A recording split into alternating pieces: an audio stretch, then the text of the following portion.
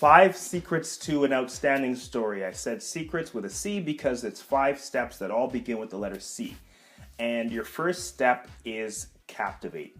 You want to find a way to captivate your audience. So can you start with something other than thank you for having me, or I'm going to get into my story, or something else that just has your listeners still looking at their cell phones?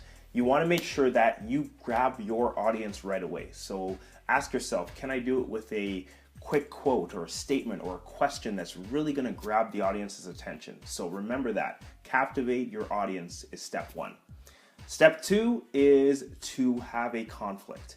Every good Hollywood movie has a conflict, has a problem, has something that their main character has to overcome. So how can you get into the problem of your story? Whether it's a man versus man or man versus self type inner battle conflict, something that you can introduce that's going to arouse the curiosity of your crowd. So basically your audience, you want them to understand that you have a problem that you need to solve. Third step is your cure.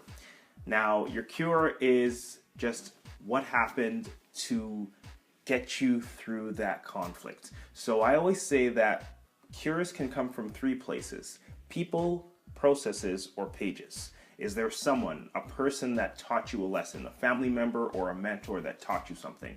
Processes. Is there some kind of process that you learned that you can share with your audience that helped you to get through your conflict? And finally, pages.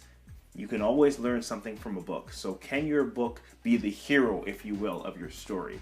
So think of your cure. Does it come from a person, a process, or a page? Give it to your audience. Your 4th step is your change. Now, a lot of speakers miss this because they explain their pain, they explain the prize, what they've gotten, the cure for their conflict, but they don't tell the audience how their life is better.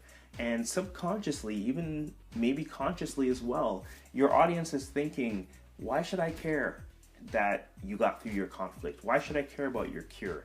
But if you share what your life has changed, how your life has changed, and how it's better, what they will do is they will gravitate toward those reasons. And your excitement for how your life is better is going to transfer onto them, and they will start to believe and apply the message that you've actually shared.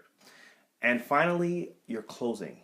Les Brown says that your closing, the way you make your audience feel, is often more important at the end of your speech than during your speech. If you can leave them on a high with a strong call to action, a poem or quote or something that brings the message home, they will remember that.